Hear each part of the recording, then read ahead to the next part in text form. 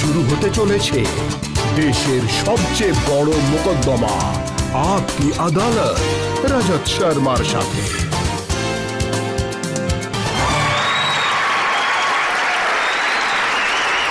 নমস্কার, আপকি আদালতে আপনাদের সকলকে স্বাগত।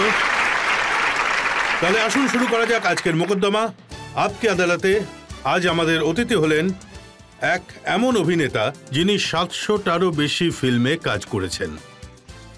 সেটা ফিল্মই হোক অথবা দেশের কাজ, জনতার ভালোবাসা উনি প্রচুর পেয়েছেন। প্লিজ ওয়েলকাম ভোজপুরি ফিল্মের মহানায়ক, হিন্দি ফিল্মের মহান তারকা, গোরখপুরের মেম্বার অফ পার্লামেন্ট রবি কিষণ।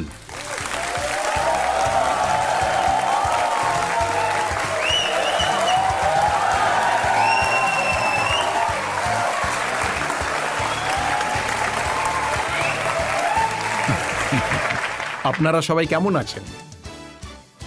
মানুষ তো ভাবছে আপনার এখানে বসে কেমন লাগছে। এখানে আসার পর প্রথম কথা তো আমি বলবো রজত স্যার আপনাকে দেখে, মানে আমি এইটুকুই বলবো যে এই শোটিকে দেখে, আর এখানে আসার পর আমি অনেক শো অ্যাটেন্ড করেছি, কিন্তু হার্টবিট বা হৃদস্পন্দন যদি কোথাও থেমে গিয়ে থাকে তাহলে সেটা বলবো যে ব্যাক স্টেজে আপনার শোই থেমেছিল, আর সেই জন্য আমি আপনাকে অন্তর থেকে ধন্যবাদ জানাচ্ছি। হাততালি এইভাবেই চলতে থাকুক। ততক্ষণ আমি আমন্ত্রণ জানাই আজকের জাজ, এমন একজন সাংবাদিক যিনি প্রচুর সেলিব্রিটিকে, প্রচুর ফিল্ম স্টারদের ইন্টারভিউ নিয়েছেন, তাদের ভালো মতোই চেনেন। Please welcome Shashi Sunny.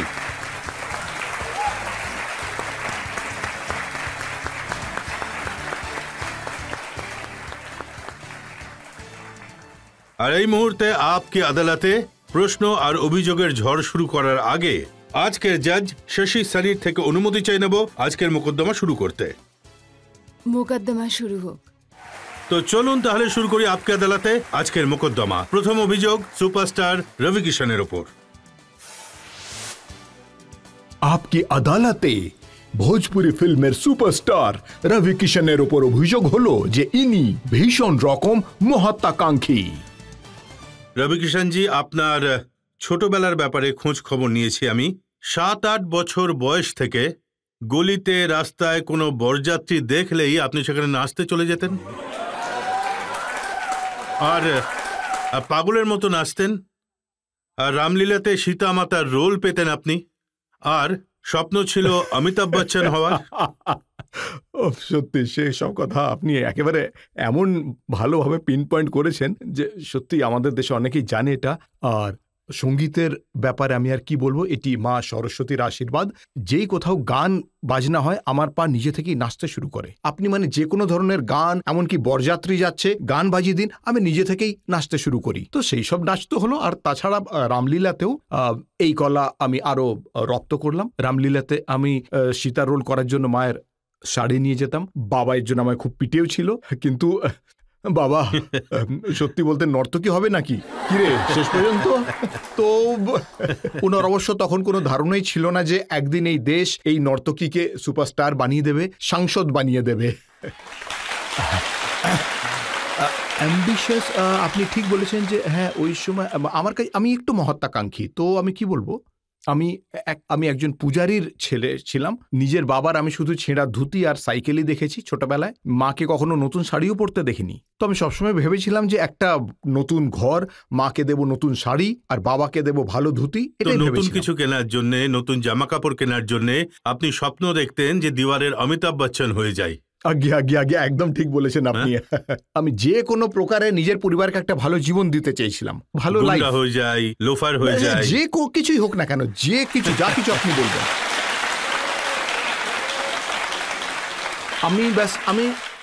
আমি শুধু এটাই ভাবতাম যে ব্যাস এনারাই তো আমার জন্য ভগবান। আমি তো ভগবানকে কখনো নিজের চোখে দেখিনি। আমি নিজের ভগবানকে, দুই ভগবানকে সুন্দর করে সাজিয়ে রাখতে চেয়েছিলাম। কিন্তু আমি এটাও শুনেছি যে আপনি মন্দিরে চুরিও করতেন। আগে আমি ভগবানের মন্দির থেকে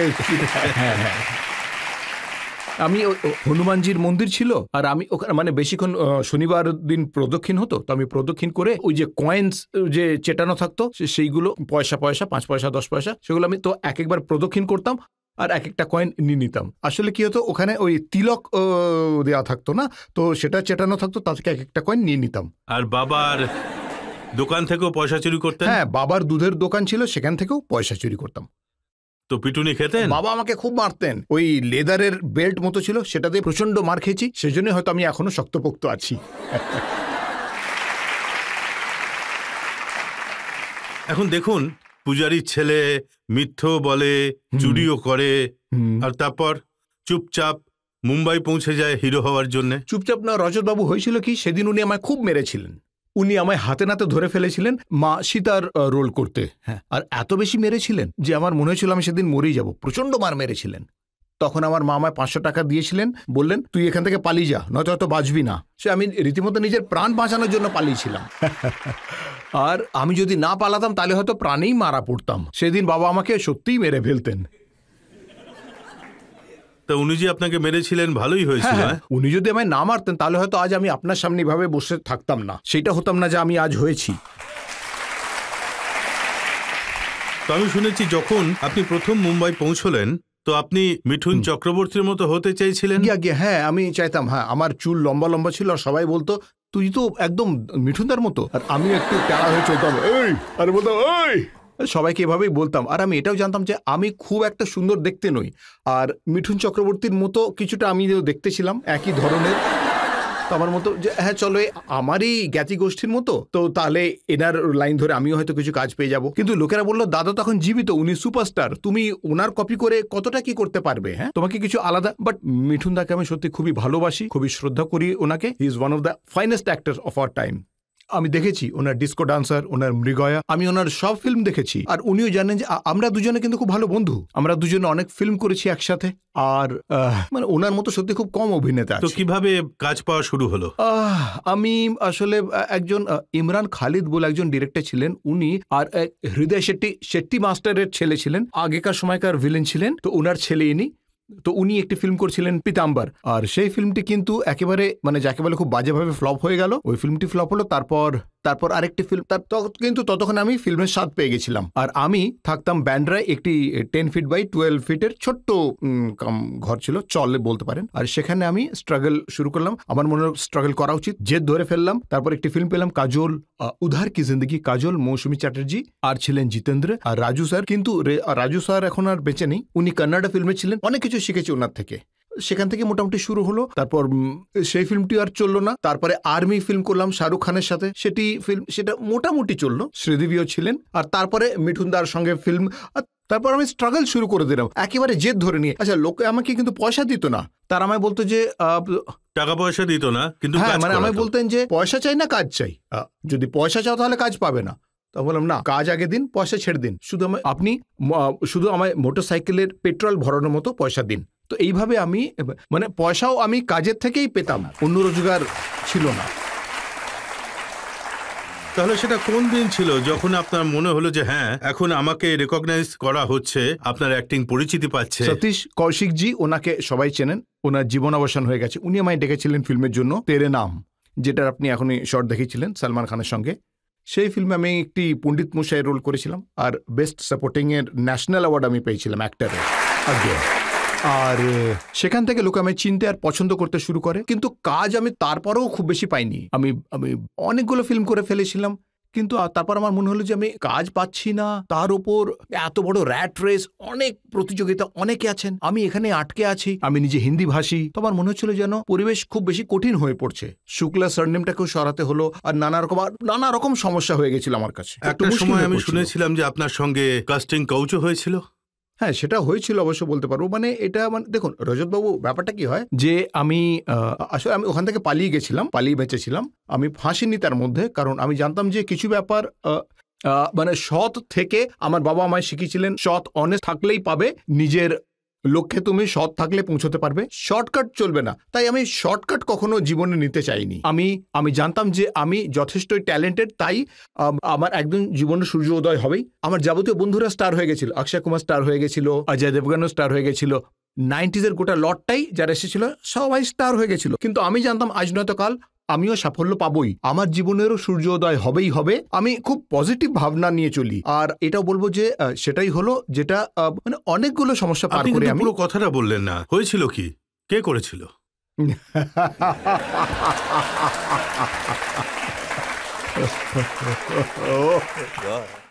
আপনারা খুব কিউরিয়াস মনে হচ্ছে।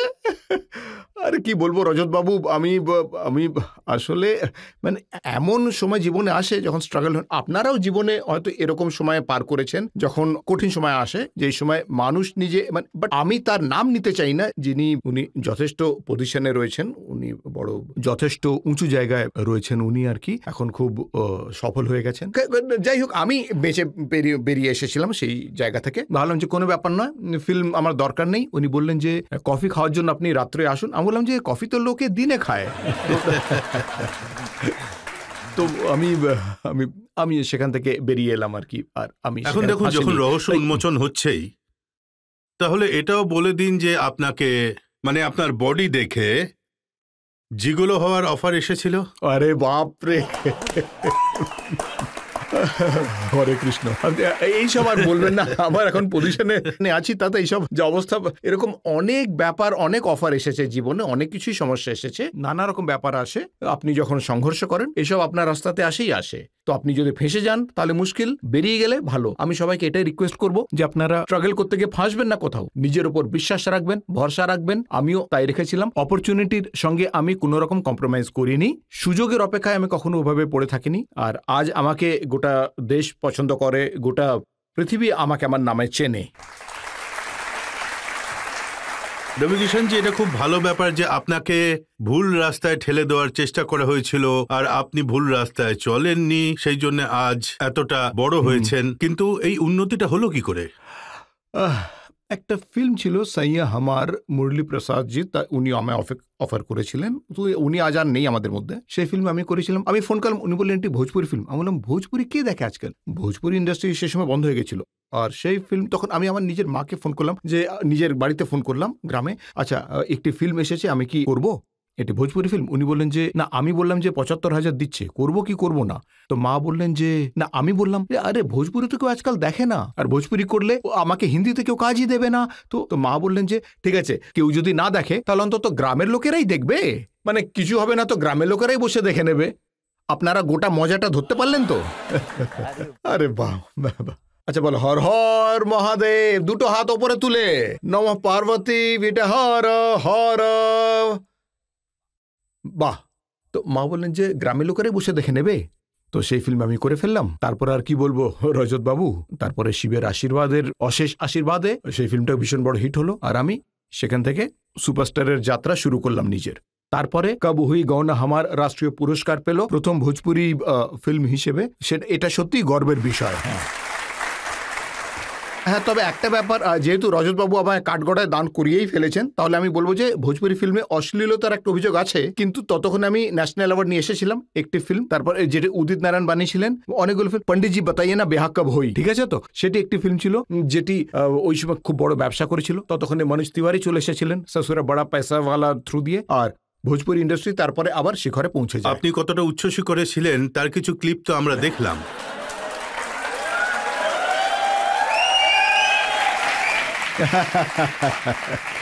দেখুন, এটা একটু রসভোগ, জীবনে একটু রসবোধ তো থাকা দরকার। কিন্তু আপনার বাবার তো ইচ্ছা ছিল না যে আপনি ইন্ডাস্ট্রিতে আসুন, কিন্তু যখন আপনি এই পজিশনে এলেন তখন উনি দেখেছিলেন। তবে রসের ব্যাপারে বলবো যে দুঃখের রসটাও আমি একটু নিংড়ে বার করে দিলাম। ক্ষেতের জমি বন্ধক ছিল, ছাড়িয়ে নিলাম, কাঁচা ঘরকে বাংলো বানিয়ে ফেললাম। তারপরে গাড়ি এলো, উনি ভালো কাপড় পরলেন, গোটা গ্রামের লোক ওনার সঙ্গে দেখা করতে এলো, সম্মান পেলেন উনি, যাবতীয় ঋণ শোধ হয়ে গেল, ভাই বোনেদের বিয়ে হয়ে গেল, তাদের নিজেদের ঘরও হয়ে গেল। তো এই যে পরিশ্রমটা এতদিন এত বছর ধরে করে গেছিলাম, তার ফল হিসেবে এই একটা বড় পরিবার সেটেল হয়ে গেল, এই আর কি। না, কখন আপনি আপনার বাবাকে সেই ফিল্ম দেখেছিলেন যেরকম আপনার ফিল্ম ছিল জিনা হ্যায় তো ঠোক ডাল? মার দেব না, জিনা হ্যায় তো ঠোক ডাল, হ্যাঁ এটা নাম ছিল। বাবাকে আমি দেখেছিলাম সেই ফিল্ম, কিন্তু উনি পুরোপুরি আমার মধ্যেই ছিলেন, আমাকে এইভাবে দেখছিলেন উনি। ওরে বাহ, এই ছেলেটাকে আমি জন্ম দিয়েছি ভাবছিলেন উনি। উনি ভাবছিলেন যে আমি তো একজন পণ্ডিত মশাই, আমার ঘরে এই হিরো কোত্থেকে জন্ম নিয়ে নিল। উনি ভাবলেন, উনি একেবারে আমাকে অবাক হয়ে দেখছিলেন যে বাপরে, উনি ভাবলেন যে ভগবান জন্ম নিয়েছে নাকি, আর দেখতে দেখতেই চলে গেলেন। উনি আমার গুরু ছিলেন রজত বাবু। আমি আমার জীবনে যদি কেউ গুরু হয়, আমি যদি কাউকে গুরু মানি, তাহলে উনি আমার বাবাই। উনি যথেষ্ট বিদ্বান ব্যক্তি ছিলেন। না, উনি যখন দেখতেন যে আমার ছেলেও ফিল্মে গালি দিচ্ছে, একটা ফিল্মে 452টা গালি। কোন ফিল্ম এটি? 452টি গালিগালাজ আমি দিয়েছি। আমি হয়তো আমি আমি আমি বোধহয়, দেখুন ওই সময় আমি সাংসদ ছিলাম না, ওই সময় আমি শুধুই একজন শিল্পী ছিলাম, আর কিছু নয়। তো আমি বোধহয় দিয়েছি। এখন আমি গালিগালাজ খুব অ্যাভয়েড করি। এখন আমি বলি যে গালিগালাজের কোনো অল্টারনেটিভ কিছু রাখা হোক। আমি সেরকম কিছু বলতে পারি। তো আমি জানতাম না যে একদম এভাবে, মানে সেই সময় আমি খুব টেনশনে ছিলাম, কাজ পাচ্ছিলাম না, খেতেও পেতাম না। তাই যে যেমন বলতো গালিগালাজ দিয়ে দাও, যাও করে দাও, আমি সব করে দিতাম। তখন আমি যে কোনোভাবে বাঁচতে চেয়েছিলাম, আর অনেকে জীবনের দায়িত্ব ছিল আমার উপর। তাই সেই আবেগে আমি বেরিয়ে গেছিলাম, কারণ আমার কাছে অন্য কোনো উপায়ও ছিল না। তবে এখন ব্যাপার স্যাপার আলাদা, বয়স হয়ে গেছে, বাচ্চারা বড় হয়ে গেছে। এখন এটা বোঝা যায় যে হিরোর দায়িত্ব আলাদা, কাজ আলাদা, সমাজের প্রতি তার জবাবদিহি কিছু থাকে, তাকে তার সীমার মধ্যে থাকতে হবে। Hero should not do this, hero should not do that, because he is a hero. Now I have realised কি যে হিরোর একটা ভীষণ বড় গরিমা হয়, তাকে নিজেকে খুব সামলে খুব দায়িত্বশীলভাবে এগোতে হয়। এটাই হয়। এখন অনেকগুলো ব্যাপার আমাকে মাথায় রাখতে হয়। এখন অনেকটাই সংযমী আর শান্ত। আপনি বলছেন বয়স বেড়েছে? মনে তো হয় না। না, আজও আপনি একটি তাজা সুন্দর পদ্মফুলের মতো, অতটাই আপনাকে যৌবনে ভরপুর লাগে। তো এই যৌবনের রহস্যটা কি? খুব সুন্দর প্রশ্ন করেছেন আপনি। আর এত আমি হচ্ছি নিরামিষাশী, আর যোগব্যায়ামও প্রত্যেকদিন 1-1.5 ঘন্টা করি। শিব ভক্ত আমি, পুজো পাঠ করি, আমি ডিসিপ্লিনের মধ্যে থাকি। প্রত্যেকের কাছে যেমন আপনার কাছে বিজনেস আছে, প্রত্যেকের কাছে, আমার কাছে কোনো বিজনেস নেই। আমি নিজেই একটি বিজনেস, আমি নিজেই একটি ইন্ডাস্ট্রি। আর লোকেদের কয়েকশো কোটি টাকা আমার এই ফেস পার্সোনালিটির উপর লেগে রয়েছে, ইনভেস্টেড হয়েছে। 300-400 কোটি টাকা লোকেরা ফিল্ম ওয়েব সিরিজের দ্বারা আমার উপর লাগিয়ে রেখেছে। নেটফ্লিক্স, বড় বড় অক্ষয় কুমারের সাথে ফিল্ম করছি, আরও অন্যদের সাথে। তো 300-400 কোটি টাকা ইনভেস্টমেন্ট আমার উপরে আছে। তাই আমাকে খুব সামলে থাকতে হয়, দায়িত্বশীলভাবে থাকতে হয়। নিজের প্রডিউসারকে भी বাঁচিয়ে রাখতে হয়, আপনাদের মতো ফ্যানদেরও, যারা আমাকে ভালোবাসে, তাদেরও মাথায় রাখতে হয়। তাই এইগুলো ভাবা খুব জরুরি। আমি শুনেছি আপনি বলেন যে এই যে আমার বডি, আমার যে শরীর, এটা আমার শোরুম। একদম এটাই আমার শোরুম। কিন্তু আপনারাও নিজেদেরকে একটু ফিট রাখুন, নিজেদেরকে ভালো রাখুন। ভালো লাগছে আপনাদের, ফিটনেস খুবই গুরুত্বপূর্ণ ব্যাপার জীবনে। পয়সা তো আসবে যাবে, আসতে থাকবে, যেতে থাকবে, কিন্তু ফিটনেস ভীষণ গুরুত্বপূর্ণ। এটা এমন একটা সুযোগ যেখানে আমরা একটা ব্রেক নিতে পারি। সবই রজত বাবুর ভালোবাসা। রজত বাবুর জন্য একটি জোরে হাততালি হয়ে যায়। একটা ব্রেক নিয়ে নেবো আমরা, আর ব্রেকের পরে আপকে আদালতে সুপারস্টার রবি কিষণের ওপর প্রশ্ন আর অভিযোগের ঝড় বয়ে যাবে। দেখুন আপনারা, আজ সমগ্র ভারতের সামনে আমি রবি কিষণ এই গানের জন্য কান ধরে ক্ষমা চাইছি। আমাকে বলা হয়েছিল এই শোয়ে গেলে কিন্তু পিষতে হবে।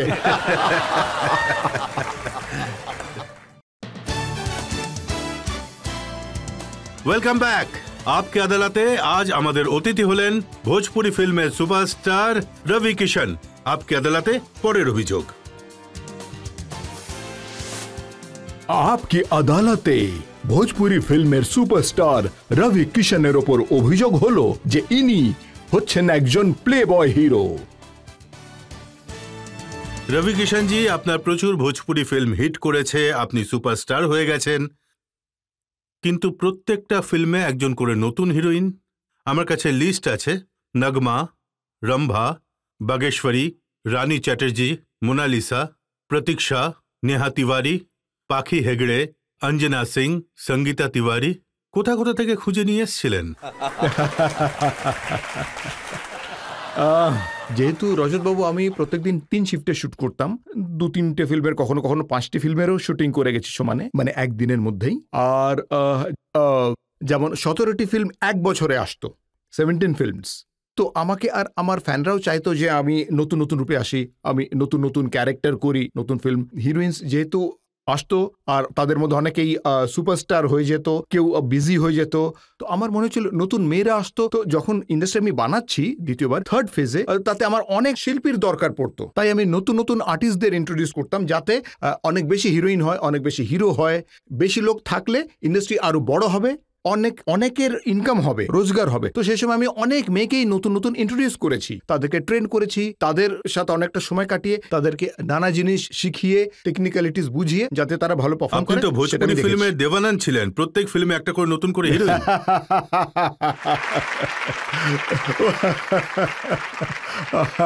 সেটা বলতে পারেন। আর আপনার ফিল্মের নাম, আপনাকে এক দুটো নাম বলে দিই। कैसन पियावा का चरित्र बा, कैसन पियावा, दुल्हा मिलन दिलदार, दुल्हा मिलल दिलदार, হ্যাঁ, ऐसी देवरा बड़ा सतावेला। সতাবেলা। তো এমন নামই আপনার পছন্দ? দেখুন, এই ভোজপুরি সমাজের জনসংখ্যা মোটামুটি 25 কোটি। এই গোটা দেশে এটা ভোজপুরি যারা বলে, যারা বোঝে, তারা অন্তত 50 কোটি জনসংখ্যায়, আপনিও হয়তো জানেন। আর এই বিশাল সমাজ ভীষণ রকম মানে কি বলবো, মানে শিশুর জন্মানোর সময় থেকে মৃত্যু অবধি সঙ্গীতের প্রাধান্য থাকে। এনাদের জীবন রীতিমতো রঙিন, বিয়েতে এমনকি গালিগালাজও হয়। তাই বলতে পারেন আমাদের কালচারে অনেকগুলো জিনিস মানে যেমন মানে অনেক রঙিন, কালারফুল, আধ্যাত্মিক, লিটারেচারে সমৃদ্ধ, সঙ্গীতে ভরপুর, গ্রামের কথা, কৃষকদের কথা, ক্ষেতের কথা। তো এই যে রং, এই যে আলাদা আলাদা অ্যাসপেক্ট, বৈচিত্র্য ভোজপুরি সমাজের, তো তার মধ্যে থেকে এই যে কিছু কিছু যেমন শব্দ এমন আসে যাতে একটু মজা থাকে, একটু রস থাকে। তো তার ফলে সেটা নিয়ে একটি ফিল্ম করলে 2-2.5 ঘন্টা লোকেদের মনোরঞ্জন হয়ে যায়। গোটা ব্যাপারটা এর মধ্যে কি আনন্দ ছিল? দেবর সতাবেলা, শ্বশুর সতাবেলা, পিয়াবা সতাবেলা। এটা আরে হয় না আমাদের ওখানে, যেমন ধরুন কেউ দোল খেলে ফেললো, একটু রং খেললো, তো মানে গোটা ভাবনাটা এরকম আর কি। এর মধ্যে কোনো ভুল ভাবনা নেই, কোনো অশ্লীল ব্যাপার নেই, সম্মান দিয়ে কথা বলা রীতিমতো মাকে, বৌদিকে, সবাইকে আর কি। তো আমরা যেটা এই সমাজে আমাদের গ্রামে গঞ্জে যেটা দেখতে পাই তারই এটা প্রতিফলন। প্রডিউসাররা want to attract the audience, তো they use to get all this title, আর সেই জন্য এই ব্যাপারটা হয়। তো এর মানে তো এই নয় যে আপনি হিরোইনদের জ্বালাতন করতেন না, তাই জন্য? কখনোই নয়। আমি লোকেদের যথেষ্ট সম্মান দিই। আমি এই সবের মধ্যে আমি কখনো থাকি না। নিজের হিরোইনদের, মহিলাদের আমি যথেষ্ট সম্মান করি, এদের আমি খুব মানি, কারণ আমি তাদেরকে খুব বড় শক্তি হিসেবে মানি। সম্মান তো দেখাই যেত যখন আপনি ওনাদের সাথে গান গাইতেন।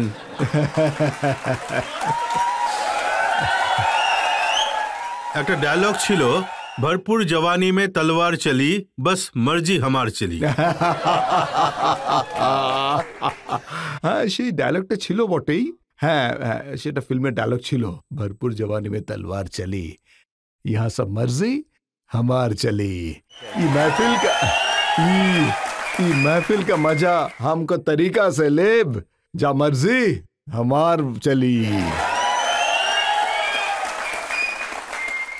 আর তারপর গান গাইলেন, তোহার লেহেঙ্গা উঠা দেব রিমোট সে। দেখুন, আজ সমগ্র ভারতের সামনে আমি রবি কিষণ এই গানের জন্য কান ধরে ক্ষমা চাইছি। এই গান আমি গাইনি, এই গান গেয়েছিলেন বোধহয় উদিত নারায়ণ আর মনোজ তিওয়ারির আওয়াজ ছিল, না বোধহয় উদিত নারায়ণই গেয়েছিলেন, কিন্তু গানটা আমি গাইনি। হ্যাঁ, সেই গানটি এসেছিল, আর সেটা যেহেতু আমার 3 শিফট করছিলাম, আমি জানতাম না যে কি আমি কারেই ঘুমোতে এক শিফট থেকে অন্য শিফটে যেতাম, সেই গান বাজতে শুরু করলো, আমাকে পারফর্ম করতে হতো, পারফর্ম করার পর অন্য জায়গায় যেতে হতো। তাই আমি অনেকবার লুপে অত শুনতে পারিনি, তাই হোমওয়ার্ক করতে পারিনি। আপনি যেমন হোমওয়ার্ক করেন রজত বাবু, এই শোয়ের পেছনে কঠিন মনোযোগ আর পরিশ্রম দরকার লাগে। আমি বলছি আপনাদের, আমি খুব অনেক শিখেছি এনার কাছ থেকে। আমি নিজেও একজন স্পন্টেনিয়াস লোক, তাই আমি হোমওয়ার্ক বেশি করি না, আমি খুব কম রিডিং করি, আমি ডিরেক্টলি আসি আর এমনি ফটাফট শর্ট দিয়ে বেরিয়ে যাই। আমি যেমন আজ এই শোয়ে আমি এসেছি, এই গোটা সমগ্র ভারত, গোটা বিশ্ব দেখছে, সবাই শুনে নেই, ইনি খুব কঠিন পরিশ্রম করেন এই শোয়ের পেছনে। আর এই যে আমার যে হোমওয়ার্ক, সেটা বলে দিচ্ছে আপনার সব ফিল্মে, সব গানে ঘাগরা, আঙ্গিয়া, চোলি, লেহেঙ্গা এই শব্দগুলো থাকতোই। আরে বাপরে, আপনি ওরা হয়ে গেছে, আপনি ছেড়ে দিন। এখনকার কথা বলুন, পূজা পার্বণ, এখন আসে সংস্কৃতি। এখন জীবনে দেখুন, প্রত্যেক লোকেই দ্বারা অনেক কিছু হয়। আমি বললাম না, আমি জীবনের এখন সেই পর্যায়ে, যে তখন সেই পর্যায়ে ছিলাম। দেখুন, আমি একজন নরসে সমৃদ্ধ একজন শিল্পী, আমার ভেতরে 9টি রস আছে। এনারা সবাই আমায় দেখেন, আমাকে দেখে এনারা সবাই খুশি হন। আমি চেষ্টা করেছি যাতে এনাদেরকে সব সময় একটু আনন্দ দেওয়া যায় আর কি। রজত বাবু, এনারা অনেক টেনশনে থাকেন, তার থেকে যদি রিলিফ দেওয়া যায়, সেই জন্য বলে না যে জিন্দগি ঝন্ডওয়া ফির ভি। তো তারপরে এনাদেরকে এটাও বলানো হয়েছে নমঃ পার্বতী পতে হর হর মহাদেব বলা হয়েছে, আর এরকমও অগুন্তি ডায়লগ বলা হয়েছে যেটা আজকালকার ইউথরা পুঁথি হিসেবে নিয়ে চলতে পারে এগুলোকে। কিন্তু আমি দেখেছি যে পরের দিনগুলোয় কিছুটা বদল হয়েছে। আর তারপর আপনার গানের কথা এলো, জিন্স টি শার্ট পহনকে ঘুমে গোরিয়া, স্যুট সালোয়ার কে দিন চলে গए। আরে ওরে বাপরে, আমাকে বলা হয়েছিল যে এই শোয়ে গেলেই কিন্তু তুমি পিষে যাবে।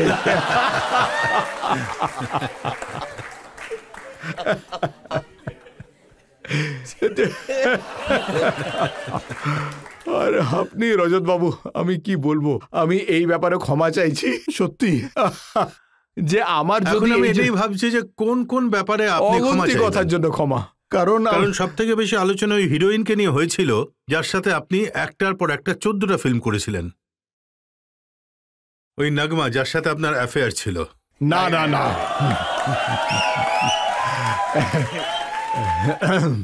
দেখুন আজ আমি ক্লিয়ার করে দিচ্ছি ব্যাপারটা। আপনি যে কোনো এক হিরোইনের সাথে যদি বেশি ফিল্ম করেন তাহলে লোকেরা কি হয় সে ব্যাপারে ভাবেন, আরে বাহ আরে বাহ, দুটো ফিল্ম, এবার 4টে ফিল্ম, কিছু তো একটা ব্যাপার হচ্ছে, পুরো জিলিপির প্যাচ চলছে ওদের মধ্যে। দেখুন মানুষ না নিজের মনে মনে এগুলো কল্পনা করে ফেলে। তুমি আর কি, যেমন বিগ বসের ঘরে আপনারা দেখেছেন এদিক ওদিক উঁকি ঝুঁকি মারামারি রীতিমতো এসব চলতে থাকে, তখন মনে হয় যে না না কিছুটা একটা হতেই হবে, এত ফিল্ম করেছে কিছু না হয় কি করে চলে, এটা হতে পারে না।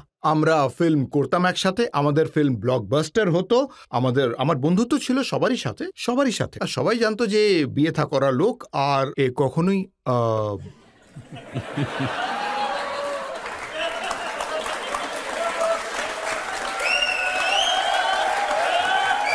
দেখুন রবি কিষাণজি, মানুষ এটাই ভাবে যে প্রবলেম হলো যে আপনি বিবাহিত ছিলেন আর ওয়াইফ বলেছিলেন যে ও আঁখিও সে গুলি মারে, আমি তো ডিরেক্ট গুলি মারব।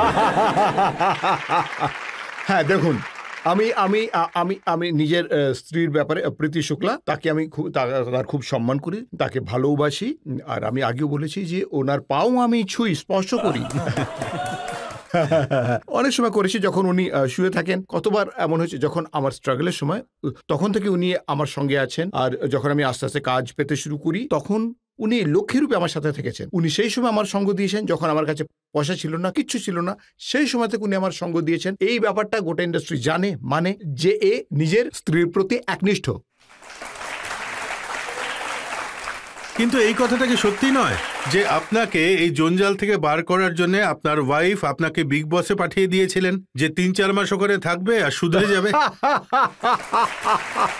আরে বাপরে বাপরে, আজ আর বাঁচবো না মনে হচ্ছে, বাড়ি ফিরবো কি করে শোয়ের পর। আর যাই হোক, গোরখপুরের ব্যাপারে আপনারা সবাই জানেন, গোরখপুরের আপনারা, আমি সাংসদ ওখানকার, তো আপনাদের মনে হয়তো অনেক কিছু ভাবনা চিন্তা আসে আমার ব্যাপারে, আকসারি হিরোর ব্যাপারে বা ফিল্ম ইন্ডাস্ট্রির ব্যাপারে অনেক ধরনের ভাবনা চিন্তা আছে, অনেক ধারণা আছে, অনেক কিছু লোকে ভেবে ফেলে, সেরকম নয়, হিরো এমনি অমনি নয়, সে একজন নর্মাল লোক, সেও সিনেমায় কাজ করা একজন শিল্পী, একজন লোক, সে ভাবুক হয়, তার নিজের পরিবার, তার নিজের স্ত্রীর প্রতি, নিজের বাচ্চাদের প্রতি কর্তব্য আছে, দেশের প্রতি কর্তব্য আছে। বাট ইয়েস, কিন্তু আমার স্ত্রী উনি চাইতেন যে এই যে আমি 3-4টায় শিফট করতাম একের পর এক, যথেষ্ট পয়সা চলে এসেছিল, ফলে একটু অহংকার হয়ে গেছিল, নিজেকে একটু বেশি ভাবতে শুরু করেছিলাম, ভাবতাম এইভাবে বুক চিতিয়ে চলবো। হ্যাঁ, সেই হয় না, প্রথমে স্ট্রাগলের সময় আপনি এইভাবে বসেন, তারপর আস্তে আস্তে এরকম হয়ে যান, পরে আরো কাজ পেয়ে গেলে শেষ পর্যন্ত এইরকম। তো আসলে মানুষ যখন অহংকারে এলিয়ে পড়ে তখন তো, আগে তো ঠিক ছিল, পরে যেই ফিল্ম হিট হলো তার মানে এমনি হয়ে গেলে, তো এইটাও আমার মধ্যে এই ভাব চলে এসেছিল, একটু এরকম অহংকার, ওরে বাহ প্রত্যেকটা ফিল্ম তো ব্লকবাস্টার হচ্ছে, একটু মাথায় চড়ে গেছিল সেসব ব্যাপার হয়ে গেছিল, এই আর কি। তারপর একটা নতুন শো এসেছিল বিগ বসের ফার্স্ট সিজন, আমায় বলা হলো যে চলে যাও, আমি খুব বুক চিতিয়ে আমি চলেও গেলাম। তো এরকম খুব এত বড় সেট, তার মধ্যে বন্ধ হয়ে গেলাম, মানে বন্দি আর কি। সেখানে 3 মাস কাটানোর পর ওই শো থেকে বেরোলাম, আর তখনই বলেছিলাম জিন্দগি ঝান্ডুয়া, ওখানেই বোধহয় কাউকে বলেছিলাম, কাউকে দেখে। তো তারপর আমি খুব পপুলারও হয়ে গেলাম, আবার খুব নর্মালও হয়ে গেলাম। ওই সময় আমি মনে মনে শিব দর্শন করলাম, আধ্যাত্মিকতা সবকিছু আমার ক্লিয়ার হয়ে গেল, স্ত্রী বাচ্চারা সবকিছু, জীবন পুরোপুরি সর্টেড হয়ে গেল, একদম ক্লিয়ার হয়ে গেল, ভিশন ক্লিয়ার। 3 মাস পর একটা খুব বড় বন্দি দশা থেকে বেরোলাম, আর তারপরে আধ্যাত্মিকতায় আমি একটু লীন হয়ে গেলাম। আর হ্যাঁ, বিগ বস আমার জীবনে ভীষণ রেখাপাত করেছে। মানে বিগ বস আপনাকে শুধরে দিয়েছে। হ্যাঁ, বিগ বস আপনাকে বন্ধ করে দেওয়া হয়। আপনি নিজেই হয় আপনি বিগড়ে যাবেন, নয়তো আপনি নিজের মধ্যে অনেক প্রশ্ন, কারণ ওখানে সময় হয় না, আপনার কাছে মোবাইল আছে না, টিভি আছে না, অন্য কিছু। আপনি বসে আছেন, অন্য লোকেদের মধ্যে বদমাশিও চলছে, সারাক্ষণ কিছু না কিছু চালাকি ধূর্তামি, কোনটা ঠিক যে কোনটা সময় ভুল। আপনি বিগ বসে গেছিলেন, আপনি অনেক বড় স্টার ছিলেন, 17টা ফিল্ম আপনার চলছিল, তো এটা একটা রিস্ক ছিল না? খুব বড় রিস্ক ছিল এটা। আমার মনে হয়েছিল যে বাইরে বেরোবো, দেখবো অনেক হিরো চলে এসেছে। ফিল্ম ইন্ডাস্ট্রি এরকমই ব্যাপার না, 2 মাস আপনি গায়েব তো অন্য কেউ চলে এলো, কিন্তু এটা স্বাভাবিক ব্যাপার। আপনার জন্য কেউ অপেক্ষা করে নেই। আপনি বড় ভ্রান্তিতে আছেন যদি আপনি এটা ভাবেন যে আমার জন্য ইন্ডাস্ট্রি চলছে। কেউই যেন এই ভ্রান্তিতে একেবারে না ভোগে যে তার ছাড়া কাজ চলবে না, ঠিক আছে? তো সময় চলতেই থাকে।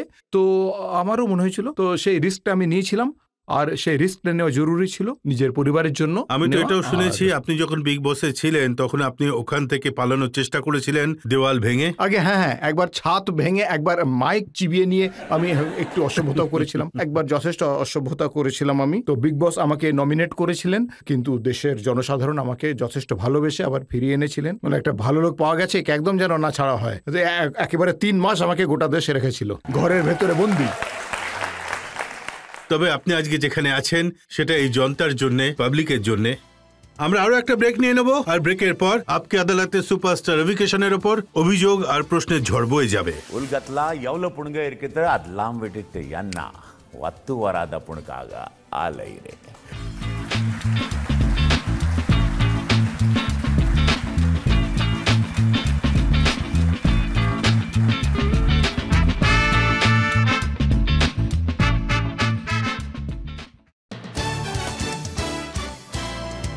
Welcome back. আজ আমরা মোকদ্দমা চালাচ্ছি ভোজপুরি ফিল্মের সুপারস্টার রবি কিশনের ওপর। আপকে আদালতে পরের অভিযোগ।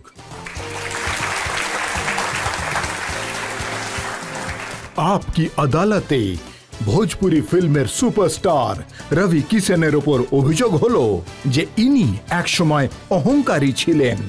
রবি কিশনজি, আজকাল তো আপনি খুব ভালো ভালো কথা বলেন, কিন্তু একটা সময় এমন ছিল যখন মানুষ বলতো যে পূজারীর সংস্কারী ছেলে অহংকারী হয়ে গেছে।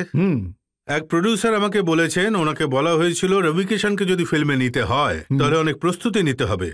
ও দুধ দিয়ে চান করে, গোলাপের পাপড়ির ওপর শোয়ে, পুরো হোয়াইট এলিফ্যান্টের মতো।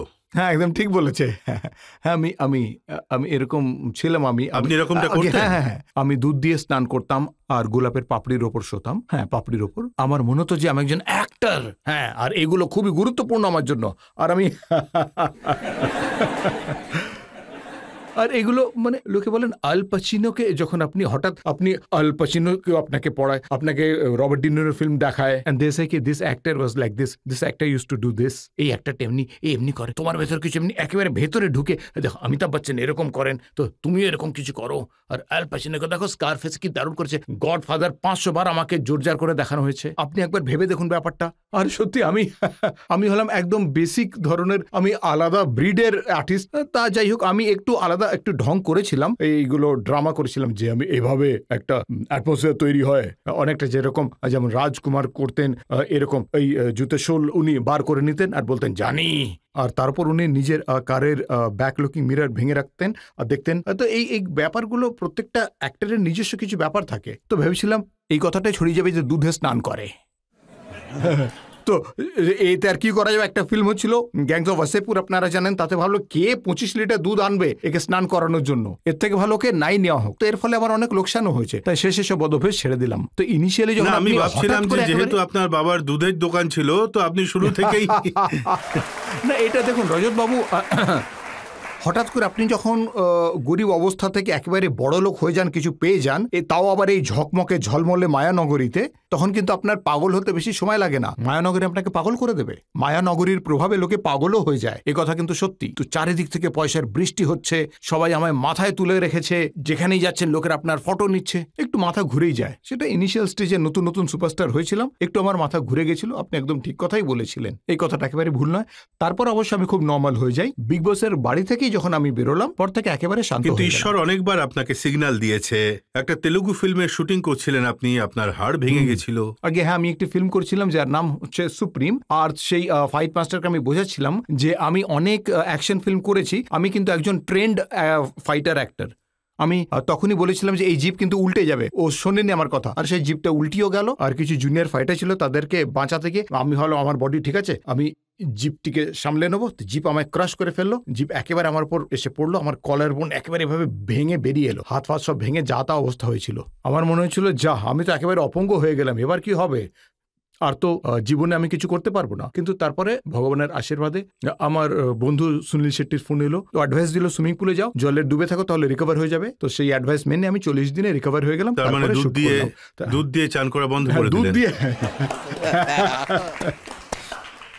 হ্যাঁ, সে কিন্তু তো- ঈশ্বর আপনাকে বারবার সিগন্যাল দিয়ে গেছে। একবার আপনি ডুবতে ডুবতে বেঁচেছেন কোনো শুটিং করতে গিয়ে। হ্যাঁ সেটা ঠিক। আমি একবার একটা ফিল্ম করছিলাম লাক, সঞ্জয় দত্ত, আমি আর ইমরান খান ছিল, কেপ টাউনে সাউথ আফ্রিকাতে আমরা ছিলাম, ঠিক আছে। তো শার্কের সঙ্গে শুট হচ্ছিল, আমরা জলের ভেতরে ছিলাম, আমি স্কুবার সেই ব্যাপারে ট্রেন্ড ছিলাম না, কারণ আমি ভোজপুরি শুট করার জন্য ইন্ডিয়া চলে এসেছিলাম, তাই আমার ট্রেনিং নেওয়া হয়নি। আর ডাইরেক্টলি ওরা গেল সেদিন শুটিং এর সময় জলের ভেতরে, তো জলে গিয়ে দেখছি ওপরে শার্ক মাছগুলো ঘুরে বেড়াচ্ছে। আচ্ছা, শার্ক মাছেদের ব্যাপারটা কি হচ্ছে, ওদেরকে ছোট ছোট মাছ আপনি দিয়ে দিন, ওরা মানুষদের দেখবে না, কারণ মানুষের যে মাংস সেটা একেবারে সবচেয়ে খারাপ মাংস, এটা কেউ খেতে চায় না, হ্যাঁ, মানে প্রাণীরাও নয়।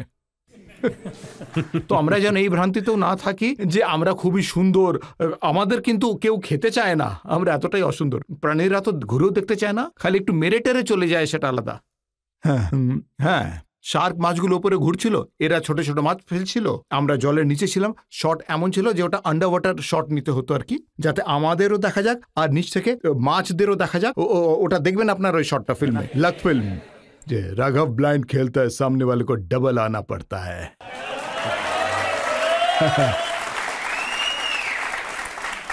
कारण रेस में तो टट्टू दौड़ते हैं, राघव तो शेर है। সো ব্যাপারটা তাই ছিল যে আমি রীতিমতো ডুবতে ডুবতে বাঁচলাম কোনো মতে, because I was not trained to inhale properly and survive inside the water, and I was just, আমি মাছটাকে বার করে এভাবে হাতড়ে হাতড়ে জলের উপর আসতে চাইছিলাম, আর ওরা ওয়েট বেঁধে রেখেছিল পায়ে, যাতে 15-20 ফিট নিচে ডিপে আপনি যেতে পারেন, আর তাতে কোনো ক্রমে প্রাণে বাঁচলাম। আই অলমোস্ট ডাইড দেয়ার। কিন্তু ভগবান এভাবে আমাকে অনেকবার বাঁচিয়ে নিয়েছে। একবার আমি একটি ভোজপুরি ফিল্মে শুট করছিলাম, আর সেই ফাইট মাস্টার একটি খুব দুর্বল কেবল এনেছিল, পাহাড় দিয়ে এভাবে নিচে নেমে ফায়ার করতে হতো ঠাপ ঠাপ, আর কেবল বাঁধা অবস্থায় নিচে যেতে হতো। এদিকে ব্যাপারটা ছিল যে বাজেটটা কিন্তু ভোজপুরির ফিল্ম প্রডিউসারের ভালো মতো ছিল না, পাতলা ফিনফিন তার এনেছিল, একেবারে সস্তা তার এনেছিল, যেটা দিয়ে আমায় বাঁধা হয়েছিল। ফলে কি হলো যে একটা তার ছিঁড়লো, তো আমি এইভাবে একটা পাথরে আমার মাথা ঠুকে গেল, তো আমার প্রচুর হাতে পায়ে লেগেছে। এই যে আমি বেঁচে আছি, এটা মহাদেবেরই আশীর্বাদ, না হলে ওনার আশীর্বাদ না থাকলে অনেক আগেই।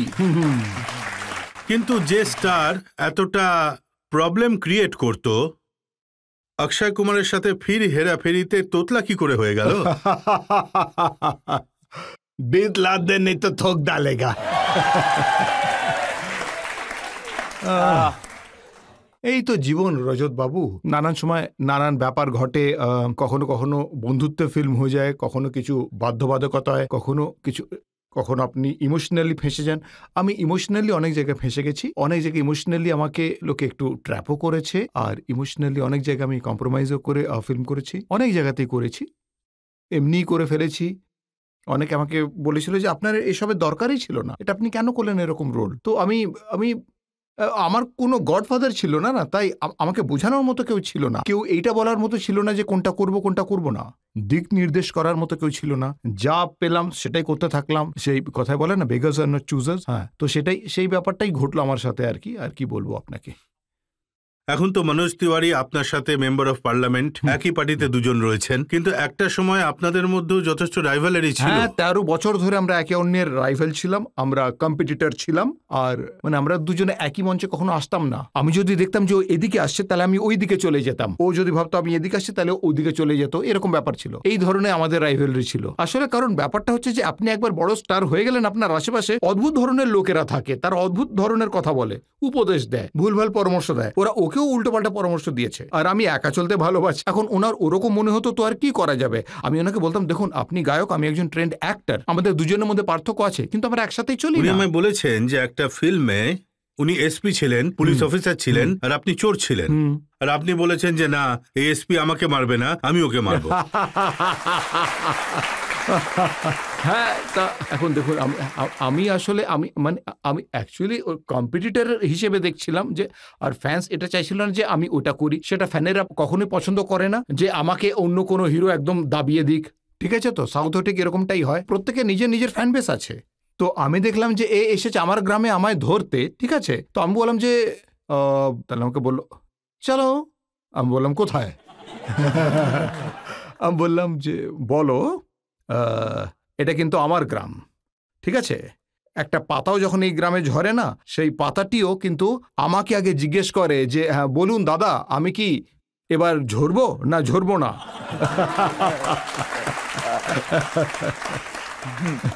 মানে রীতিমতো পাতাও ঝরার আগে আমার দরজা ঠকঠকে জিজ্ঞেস করে যে আমি এইরকম ব্যাপার, তো তুমি আমায় অ্যারেস্ট করতে পারবে না, কারণ এটা আমার গ্রাম, বুঝলে তো। তো ব্যাপারটা ইগোর ছিল।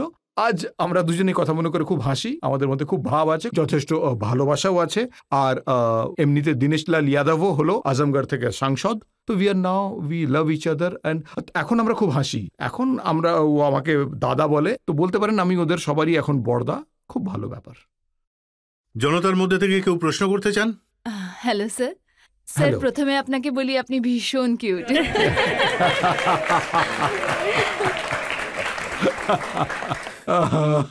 এটা আমি সত্যিই ভাবতে পারিনি।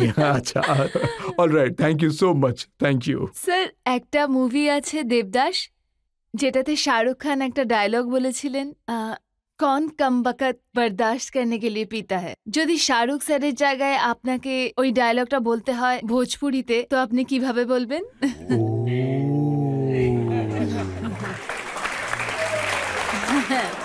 কি ভোজপুরি ভাষায় শুনতে চান? হ্যাঁ, ওরে বাবা রে, কোনো রকম প্রস্তুতি নিইনি আসলে। তো আচ্ছা ঠিক আছে, তাও আমি একটা চেষ্টা করছি, আর রজত বাবুর আদেশ, আপনাদের ফরমাইশ পালন করব।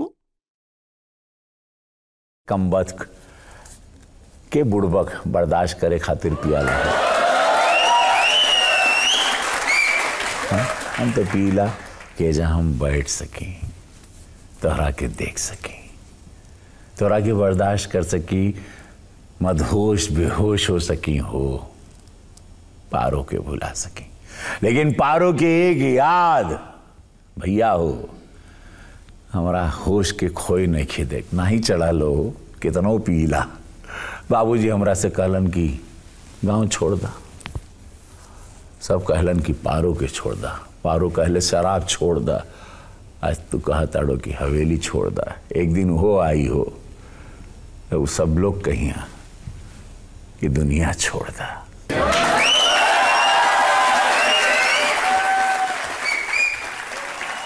দেখুন, শাহরুখ খানের ডায়লগ আপনি ভোজপুরিতে বলেন সেটা ঠিক আছে, শাহরুখ খানও ভোজপুরি বলতে পারেন, কিন্তু আপনি তো স্পাইডারম্যানকেও ভোজপুরি বলিয়ে দিয়েছেন।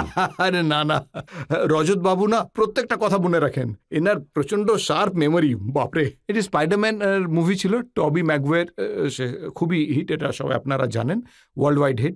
তো ওনারা চাইছিল, মানে ইউনিভার্সাল স্টুডিও চাইছিল I should do it in Bhojpuri. তো আপনারা ভাবুন যে স্পাইডারম্যান ওয়ার্ল্ড ফেমাস ফিল্ম, হ্যাঁ, কত হাজার কোটি টাকার বিজনেস করেছে, সেটা আবার ভোজপুরিতে ডাব করে, যদি ভোজপুরির একটা বড় লেভেল চলছিল সেই সময়। তো সেই ফিল্মে একটি ডায়লগ ছিল, সেটি আমি ডাব করেছিলাম। তো সেটি আপনাদের সম্মুখে রাখছি, কারণ এই অভিনব আদালতে আজকে বসে রয়েছে আপনাদের সামনে, গোটা দেশ দেখছে। सुन रहे हम ही माकड़ मानो, ढेर बोले ना और समाज के डरौले, तो इतना जान ले तेरा छाती पे चढ़ा पेटुआ दबा दे और अपन नाखून गड़ा दे तोरे गलिया में, जान ले दतिया से खून चूसा माकड़ माना হই हम। আরে ইউনিভার্সালের লোকেরা তো জানতেই পারবে না যে এই টেটুয়া আসলে কি। ওরা সত্যি এটা সত্যি বুঝতে পারবে না, খুব পয়সা কামিয়েছে। স্যার, আপনি তামিল আর তেলেগুতে অনেক মুভি করেছেন, তো স্যার ওতে যে ডায়লগগুলো সেটা আপনি নিজেই বলেন নাকি ডাবিং হয়? না, আমি নিজেই বলি সে ডায়লগগুলো। আমি এখন পর্যন্ত 22টি তেলুগু ফিল্ম করেছি, আর 3 তামিল করেছি, আর মোটামুটি 5 কান্নাডা ফিল্ম করেছি। আমি মোটামুটি দেশের প্রত্যেকটি ভাষায় কাজ করেছি, আর ডায়লগ বলি আমি। আপনি শুনতে চান কিছু? Yes sir. এটি তামিল ডায়ালগ।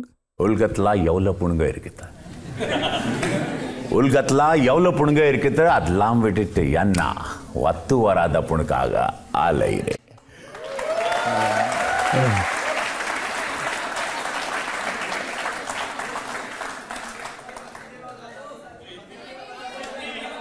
ওনারা জিজ্ঞেস করছেন যে আপনি যেটা বলছেন তার তার মানে অর্থটা কি? হচ্ছে যে এই পৃথিবীতে, আরে এই অর্থটা খুবই রোমান্টিক। আপনারা কিন্তু এটা ভুলবেন না, আপনারা আমাকে মাননীয় সাংসদ বানিয়ে দিয়েছেন, সেটা মনে থাকে জানো। আর দেখুন, একজন সাংসদের একটি গরিমা থাকে, আর আমি আপনি সাউথ ইন্ডিয়ান ফিল্মের উল্লেখ করলেন, সাউথ ইন্ডিয়ান ডায়লগও বললেন, তো আপনিও কখনো নাটু নাটুর মতো ডান্স করেছেন? রজত বাবু, আমি ৭০টি ফিল্মে কি না করিনি, একবার ভাবুন তো।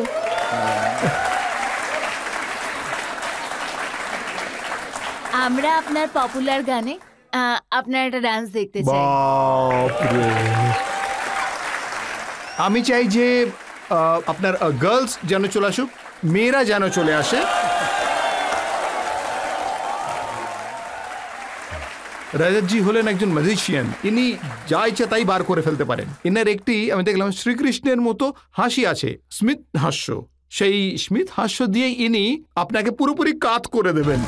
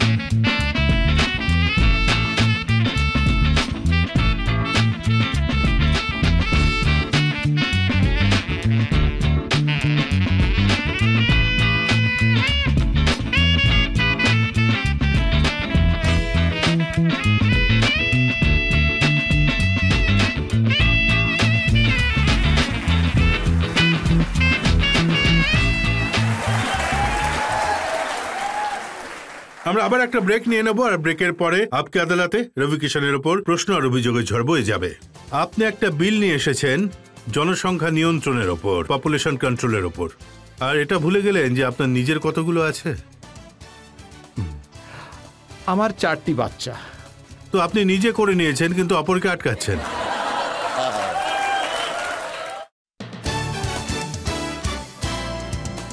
Welcome back. আপকে আদালতে আজ আমরা মোকদ্দমা চালাচ্ছি রবি কিষানের ওপর। আপকে আদালতে পরের অভিযোগ গোরখপুরের সাংসদের ওপর। আপকি আদালতে পার্লামেন্টের মেম্বার রবি কিষানের ওপর অভিযোগ হলো যে ইনি রাজনীতিতে একেবারেই কাঁচা।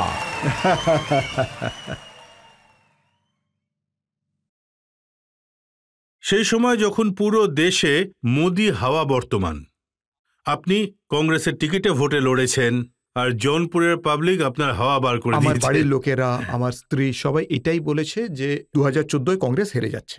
কিছু বলে না গ্রহের কাজ, যখন গ্রহ আপনার মাথায় ভর করে, তখন আমি 2014 আমার যাওয়ার ছিল অমিত শাহের সঙ্গে মিটিংয়ে। উনি আমাকে তখনই ওই শালু পরাতেন, আর আমি রাজনাথ সিংজি আমাকে নিয়ে যাচ্ছিলেন ওনার কাছে।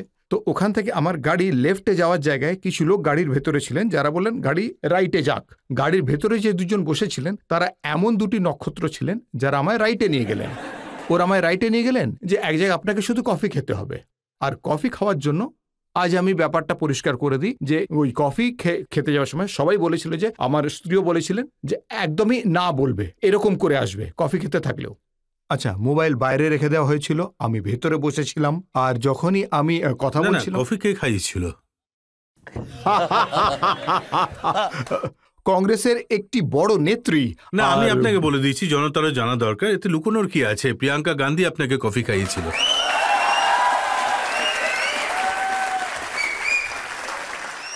আমি এরকম করতে করতে ওই সেই বলে না, যেমন কোনো নক্ষত্র আপনার মাথায় বসে এমনি ঝুঁকি দিল। তো আমি না বলার ছিল যে আমি লড়তে পারবো না, কিন্তু আমি ওখানে, আর আমার ওদিকে যাওয়ার ছিল, আর আমি হ্যাঁ বলে ফেললাম। আর প্রত্যেকেই জীবনে, আপনিও জীবনে অনেক ভুল করেছেন হয়তো, তাই না? আমিও ভুল কিন্তু করেছি। আমি দেখলাম যে মনোজ তিওয়ারি চাতুরির দিক থেকে আপনার থেকে উপরে। উনি প্রথমবারই 2014তেই মোদিজির রথে উঠে পড়েছিলেন। মনোজ কিন্তু খুবই স্মার্ট, ও সবসময় মনোজ কিন্তু ও যথেষ্ট ব্রেনি। আমি বললাম না, আমি আগে আপনাকে বলেছিলাম আমি ইমোশনে বয়ে যাই, অনেক জায়গাতেই ইমোশনের ফলে আমি জীবনে গড়াগড়ি খেয়েছি। আমি তো যদি আপনি গড়িয়ে এদিকে না আসতেন তাহলে আপনি রাহুলজির সাথে এখন যাত্রা করতেন।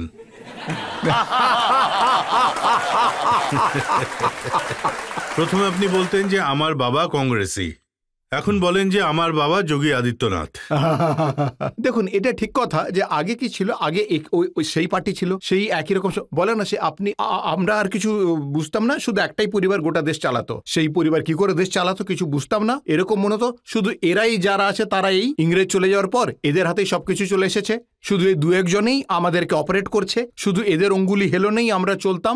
যতক্ষণ না মোদিজির মতো একটি ব্যক্তিত্ব এসে এই গোটা ব্যাপারটা বোঝালো কি করে দেশ চলে, দেশ যে এত বিশাল হতে পারে, রীতিমতো বিশ্বগুরু হতে পারে। এর আগে কি হতো, পাকিস্তান এসে ভয় পাইয়ে দিত, চায়না এসে ভয় পাইয়ে দিত, যে খুশি আপনাকে ভয় পাইয়ে দিচ্ছে, এসে যার ইচ্ছে সেই এসে ধমকে দিচ্ছে। এইবার বোঝানো হলো যে এই হচ্ছে ভারত।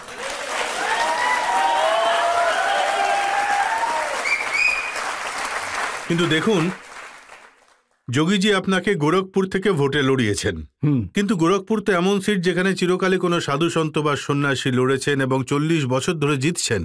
তো লোকেরা এটা জিজ্ঞেস করেনি যে কোন নাচ গানের লোক চলে এলো এখানে লড়ার জন্য? দেখুন, হ্যাঁ, আসলে যখন আমি ইনিশিয়ালি গেলাম গোরখপুর, তখন সবারই মনে হলো যে ইনি কি ভুল করছেন, এ তো বিরাট বড় ভুল, এটা তো একটি মন্দিরের সিট আছে এখানে, ইনি কি করে জিতবেন? একদম না। আর বাইরের লোকেরা এসে জিততে পারবেও না। অপোজিশনরা তকমা এঁটে দিল আমার গায়ে যে তো বাইরের লোক, পাক্কা এইবারে রবি কিষাণ হারবেই এই সিট থেকে। তো আমি দুশ্চিন্তায় পড়ে গেলাম যে এটা সত্যি বাইরের লোক বলে দিল আমায়। প্রত্যেকদিন নির্বাচনের আগে আমি এদিক সেদিক দৌড়ই, সব একেবারে ঘেমে নে দরদর 45-47 ডিগ্রিতে। আর আমার সাথে যারা চলতো তারা বলতো মনে হচ্ছে এইবারে নির্বাচনে গন্ডগোল হবে। আমি বললাম হ্যাঁ, যদি গন্ডগোলই হবে তাহলে এত দৌড়াদৌড়ি করছে কিসের জন্য? আমি বললাম যে সিটটা জিতবো কি করে আমি? ওরা বললো তুমি বাইরের লোক। বললাম এইটা তো অদ্ভুত, খুব সমস্যার ব্যাপার। আমি রীতিমতো কাঁদতে শুরু করলাম, এত পরিশ্রম করছি, এরপরে তো হারার কোনো প্রশ্নই ওঠে না, সে যাই হোক না কেন, যেভাবে হোক জিততে হবে। আমি বললাম বাইরের লোক? আমি মায়ের সাথে কথা বললাম, তো বুঝলাম যে আমি নাকি ওই গোরখপুরেরই তো ছেলে। আমি বললাম কি করে? তো উনি বললেন যে তুমি শুক্লা হচ্ছ, তার মানে গর্গ গোত্রের, আর মামখর বলে গোরখপুর একটা জায়গা আছে, সেই গ্রামটিকে খুঁজে বের করো। তো সেই গ্রাম খুঁজলাম, সেই ভোর 5টায় বেরিয়ে গেলাম বড়হালগঞ্জের কাছাকাছি, ওখানে মামখর বলে একটা গ্রাম আছে, সেটাই হচ্ছে উৎপত্তি। পৃথিবীর যত শুক্লা আছে তাদেরকে সেখানে পাওয়া যায়, ওই গর্গ গোত্রের। সেখানে গেলাম, সেখানকার মাটি দেখলাম, মাটিতে নিজের মাথাটাই গুঁজে দিলাম, আর ফটোও তুললাম যে দেখে নাও আমি বাইরের লোক নই, আমি এই মাটি থেকেই বেরিয়েছি একেবারে ফুঁড়ে। তো সুপারস্টার রবি কিষাণ তখন রবি কিষাণ শুক্লা হয়ে অবতরণ করলেন। দেখুন রজত বাবু, আমি আপনাকে একটা কথা বলে দিই, আপনি যখনই রাজনীতিতে আসবেন, তো আমি আপনাদের মধ্যে কেউ যদি আসেন তাহলে তার পরিবার, জ্ঞাতি, গোষ্ঠী, ঠিকুজি, কুষ্টি সব কিছু খুঁড়ে খুঁড়ে বার করা হবে। তো যে নিজের ব্যাপারে ভালো করে জানতে চায় যে সে কে, সে কি, যে আমি কে, তাহলে সে একবার রাজনীতিতে আসুন, ফর্ম ভরে দিন, নামাঙ্কন করে দিন, বিরোধীরাই যাবতীয় ঠিকুজি কুষ্টি বার করে দেবে। কিন্তু গোরখপুরের মানুষ আমাকে বলেছেন যে আপনি ওখানে স্পিচ দিয়েছেন, বলেছেন কোটি কোটি টাকা খরচা করে আপনি ওখানে শ্মশান ঘাট বানিয়েছেন, যে জ্বলবে তার আনন্দ হবে। না না, হয়ে যায়, এটা কোনো কাওয়ালি নয়, হয়ে যাবে। দেখুন, এই ব্যাপারে আমি আজ সাফাই দিয়ে দিচ্ছি, এই ব্যাপারে বিরোধীরা আমায় খুব ট্রোলও করেছিল। এই নিয়ে হয়েছিল এটাই রজত স্যার, যে আমি মহারাজজির সাথে ওখানে শ্মশানে গেছিলাম। সেখানে মহারাজজি 62 কোটির একটি সুন্দর শ্মশান বানিয়েছিলেন তাপ্তি নদীর পাশে রাজঘাটে। তো সেখানে মহারাজজি আমায় বললেন যে সুযোগ পেয়েছো সাংসদ রূপে একটি ভালো ভাষণ দেওয়ার, তা দিয়ে দাও। তো ভাবলাম যে ওরে বাপরে, এই শ্মশানে আবার কি ভাষণ দেব? আমি রীতিমতো ফাঁপড়ে পড়ে গেলাম, একেবারে ব্ল্যাঙ্ক হয়ে গেলাম যে না, হ্যাঁ বলতে তো হবেই আপনাকে। শ্মশানে আমি দাঁড়িয়ে পড়লাম, আর সেখানে গিয়ে দেখলাম চারপাশে যে একেবারে লোক জমা হয়ে একেকার, সব উদ্গ্রীব আগ্রহে শুনতে এসেছে। আমি দাঁড়িয়ে আছি, দিয়ে আমি বলতে শুরু করলাম যে দেখুন, মহারাজজি খুব খরচা করেছে, আপনারা বুঝুন। হ্যাঁ, তো এই নদীর তটে আপনারা সকাল সকাল কি দুষ্কর্ম করেন? হ্যাঁ, আমরা কিন্তু সবকিছু জানি, তা সত্ত্বেও বলবো এখানে যার মৃত্যু হবে সে কিন্তু সোজা স্বর্গে পৌঁছে যাবে। তারপর নতুন মেশিনও আছে। তো দেখুন, বলার কারণ হলো এইটাই যে ওখানে তাপ্তি মায়ের পূজা অর্চনা হয়, তো এখানে কোনো দুষ্কর্ম করবেন না, পরিচ্ছন্ন রাখবেন, আপনারা কোনো রকম দুষ্কর্ম করবেন না। আর মহারাজজি আপনাদের জন্য সুব্যবস্থা করে দিয়েছেন, কোনো চিন্তা নেই, আপনারা শুধু এটাই মেনটেন করবেন। কারণ দেখুন, আমরা নিজেরও ব্রাহ্মণ পরিবারের, আমার বাবা পুরুত মশাই ছিলেন, তো আমরাও এই ভাষাতেই কথা বলি বাড়িতে। মৃত্যু জীবনের কথা, মানে যেমন দেখুন, এই প্রসাদ খেতে হবে, লুচি খেতে হবে, পায়েস খেতে হবে, তো এরকম জীবন মৃত্যুর কথাবার্তা হয়, সেই ল্যাঙ্গুয়েজই ছিল। আমি সবার কাছে ক্ষমা চেয়ে নিচ্ছি। কিন্তু আপনি কি বলেছিলেন পুরো কথাটা তো হে বলুন। ভগবান, ঠিক আছে বলছি। ভোজপুরিতে বলবো কি? বলুন তাহলে বলছি। হ্যাঁ, ভোজপুরিতে বলবো। कि देखा हो, पहले बात तो प्रणाम महाराज जी, 62 करोड़ खर्चा करके बहुत मेहनत करत ताड़न एजा रुआ लोग खातिर, और सजा देलन पूरा उत्तर प्रदेश सजाओ ताड़न, हर जिला सजाओ ताड़न, दिन रात निस्वार्थ त्यागी बाड़न, जैसे हमारे मोदी जी बाड़न वैसे हमारे पूज्य योगी महाराज जी बाड़न। तो रुआ लोग एजा भोरे भोरे का करला वो सब हमके मालूम बा, लेकिन इतना यहाँ जे भी मरी वो सीधे स्वर्ग जाई। और नयका मशीन लिया ले वाड़न महाराज जी, वो फुकाए में टाइम ना लेगी, और 2 मिनट में हर हर महादेव।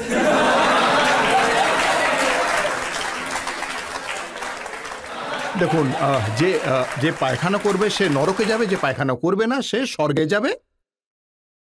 তো দেখুন, ব্যাপারটা হচ্ছে পরিষ্কার পরিচ্ছন্নতার, ঠিক আছে? ব্যাপারটা ছিল সেই জায়গাটা রক্ষা করা। কিন্তু যখন আপনি বলছিলেন আমি দেখেছিলাম যে যোগীজি হেসে লুটোপুটি খাচ্ছিলেন।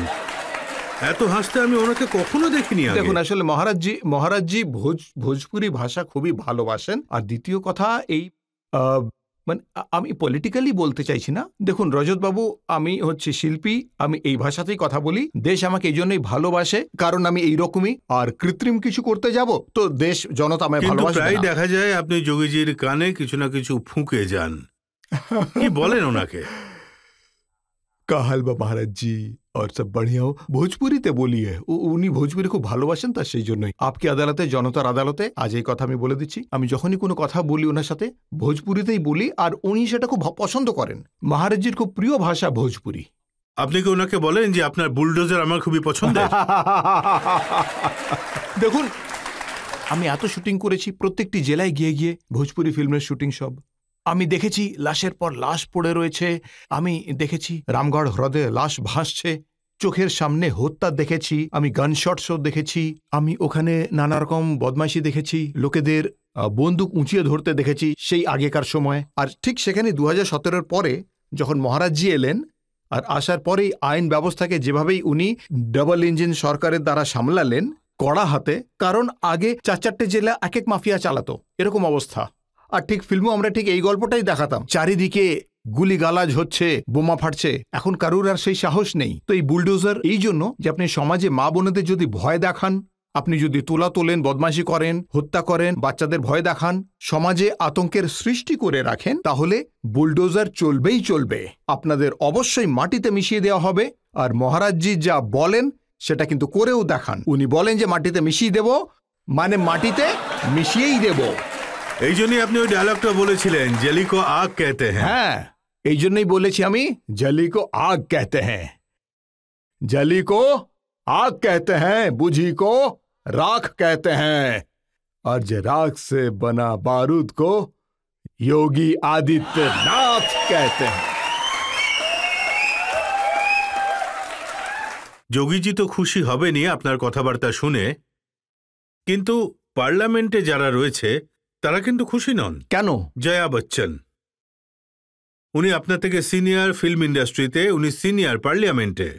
উনি বলেছিলেন যে রবি কিষণ যে থালায় খান সেই থালায় ফুটো করেন। 400 প্রশ্ন আজ পর্যন্ত 4 বছর আমি করে ফেলেছি, 7টি বিল প্রাইভেট পাস দেখুন, করা ওনার হয়েছে। আপত্তি হয়তো এই ব্যাপারে ছিল যে মানে এমন একটা ইমপ্রেশন ক্রিয়েট করা হচ্ছিল যে মুম্বাই ফিল্ম ইন্ডাস্ট্রিতে যত লোক কাজ করে তারা প্রত্যেকেই ড্রাগ অ্যাডিক্টেড, তারা প্রত্যেকেই মাতাল। উনি আমার প্রশ্নই শোনেননি, ম্যাম, শোনেননি। আমি ওনাকে মায়ের মতো মনে করি, ওনার চরণ স্পর্শ করি, আজও স্পর্শ করি। আমি বলেছিলাম যে এই ব্যাপারটা এভাবে ইন্ডাস্ট্রির মধ্যে দিয়ে আসছে, তো আমাদের অ্যাজ হিরো বাঁচতে হবে, এসবের থেকে খুব সামলাতে হবে। আর পাঞ্জাবের রাস্তা দিয়ে যে ড্রাগস ইম্পোর্ট হয় বর্ডার রাস্তা দিয়ে, সেই নিয়ে কথা হচ্ছিল আর কি। আর উনি এই ব্যাপারটাকে রাজ্যসভা থেকে আনসার ব্যাক করলেন। আজ আমি পরিষ্কার করে দিচ্ছি, যেহেতু আপনি এই প্রশ্নটা করলেনই, আপনার এখানে প্রত্যেকটা ব্যাপারই ক্লিয়ার হয়ে যায়। তো উনি এই ব্যাপারটা ভুলভাবে ধরলেন। আমি অন্য কিছু বলেছিলাম, বলিউডের সাথে ব্যাপারটা এই জন্য জুড়েছিলাম যে বলতে চেয়েছিলাম হিরোদের বাঁচতে হবে। সে যাই হোক, আমি রজতবাবু এটাও বলেছিলাম, আর আজকে আবার বলে দিচ্ছি আপনার আদালতে, আপকি আদালতে, গোটা দেশের সামনে, যে হ্যাঁ ইয়েস, যদি ওই থালায় ড্রাগস থাকে, যদি ওই থালায় আবর্জনা থাকে, তাহলে আমি সেই থালাকে বারবার ফুটো করতে থাকবো।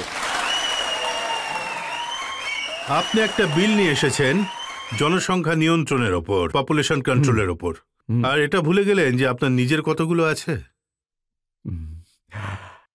আমার 4টি বাচ্চা আছে। তো আপনি নিজে করে নিয়েছেন, কিন্তু অপরকে আটকাচ্ছেন।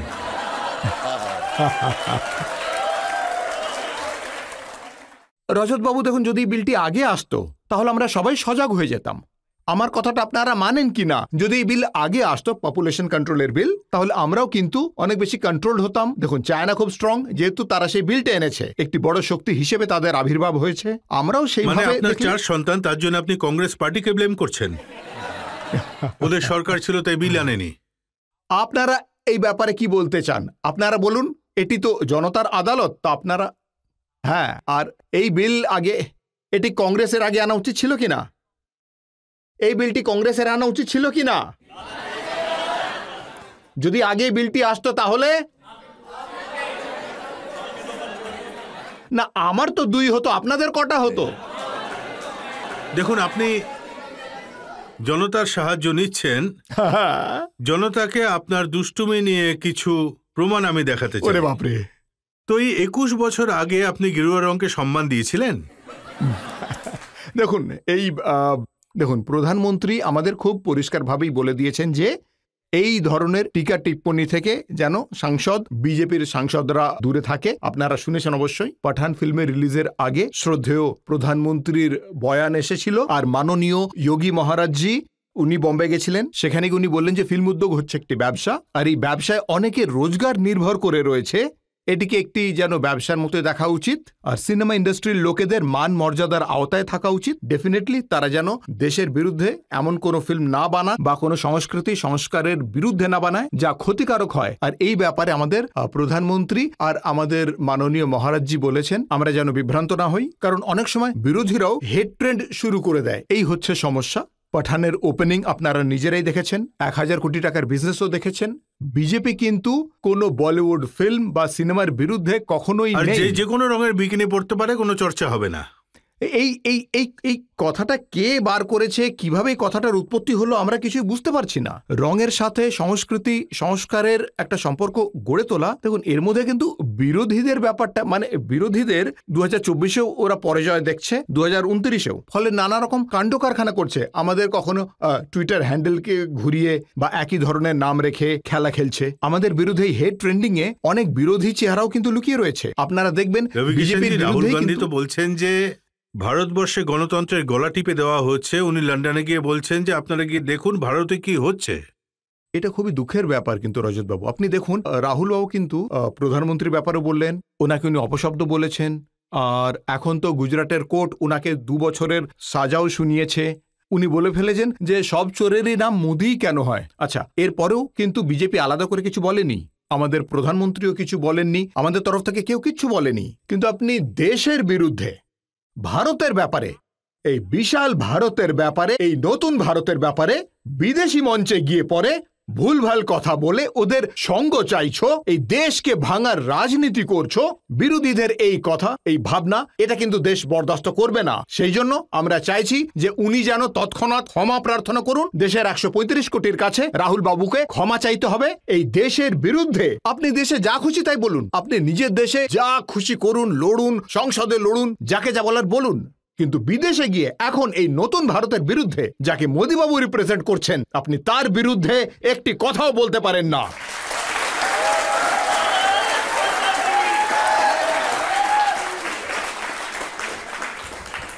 এটা নতুন ভারত, আর এটা সত্যি Ravi Kishan, member of parliament, mature.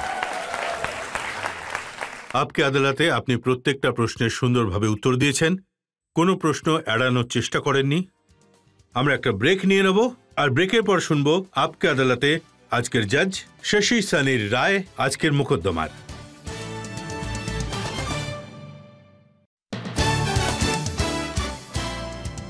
Welcome back. আপকে আদালতে আজকে আমরা মোকদ্দমা চালালাম অভিনেতা থেকে নেতা হওয়া রবি কিষণের উপর। আমি ওনাকে জিজ্ঞেস করেছি ওনার সংঘর্ষের ব্যাপারে, ওনার অ্যারোগেন্সের ব্যাপারে, ওনার রাজনীতির ব্যাপারে, ওনার অ্যাফেয়ার্সের ব্যাপারে। এখন সময় হয়েছে আপকে আদালতে আজকের জাজ জনপ্রিয় সাংবাদিক শশী সানির জাজমেন্টের। রবিবাবু, আপনি খুব সাহস আর সততার সাথে উত্তর দিয়েছেন। কোনো প্রশ্নই আপনি অ্যাভয়েড করেননি। হয়তো এটাই আপনার সব থেকে বড় স্ট্রেংথ। আপনি এটাও প্রুফ করলেন এখানে যে আপনি একজন বড় সুপারস্টার এন্টারটেনমেন্টের জগতে। এখন আপনাকে এটাই প্রমাণ করতে হবে ন্যাশনাল পলিটিক্সে। আপনার সমস্ত ভোটার্স আর ফ্যান এটাই আশা করে যে, আর আমরা দেখতে চাই যে আপনি ন্যাশনাল লেভেল পলিটিক্সে খুব বড় জায়গায় পৌঁছাতে Thank পারেন। you.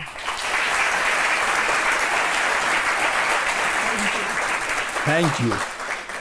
এই আশা নিয়ে এবং এই বিশ্বাস নিয়ে যে রবি কিষণ এইভাবেই মানুষকে এন্টারটেইন করতে থাকবেন, মানুষের হৃদয় জিতে নেবেন আর রাজনীতিতে নিজে একটা উচ্চ স্থান তৈরি করবেন। আজকের মোকদ্দমা এখানেই শেষ করছি।